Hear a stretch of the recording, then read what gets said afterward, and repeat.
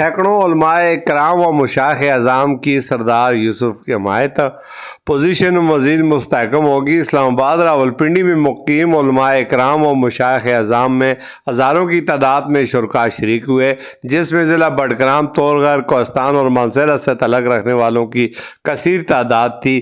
8 فروری 2024 سے انتخابات کے حوالے سے منعقدہ علماء کنونشن میں مقررین نے سردار محمد یوسف کی خدمات کو سراہتے ہوئے کہا کہ انہوں نے نفاذ شریعت، نظریہ پاکستان اور ناموس رسالت بل و صحابہ اکرام کی ناموس کے لیے گراں قدر خدمات سر انجام دی ہیں۔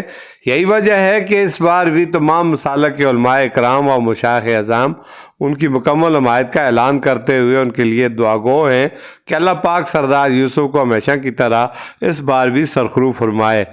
کنونشن سے خطاب کرتے ہوئے امیدوار NH14 سردار محمد یوسف نے علماء کرام و مشائخ اعظام کی حمایت پر شکریہ ادا کیا اور کہا کہ میری سیاست کا آغاز آج سے قبل 1979 میں جلگلی کی ایک دئی مسجد سے ہوا۔ اللہ کے فضل و کرم سے علماء اکرام کی دعاؤں اور تعاون سے جاری ہے۔ شہرت یا اقتدار کے لیے ہمارا مقصد نہیں ہوتا، بلکہ مخلوق خدا کی خدمت کے لیے کوشاں ہیں۔ شریعت کے نفاذ کے لیے ہمیشہ کی طرح جدوجہد کرتا رہوں گا۔ انہوں نے نوجوانوں کے لیے کہا کہ عصر حاضر کے تقاضوں کے مطابق منصوبے لائیں گے۔ ضلع مانسہرہ میں میگا پروجیکٹ شروع کیے جائیں گے۔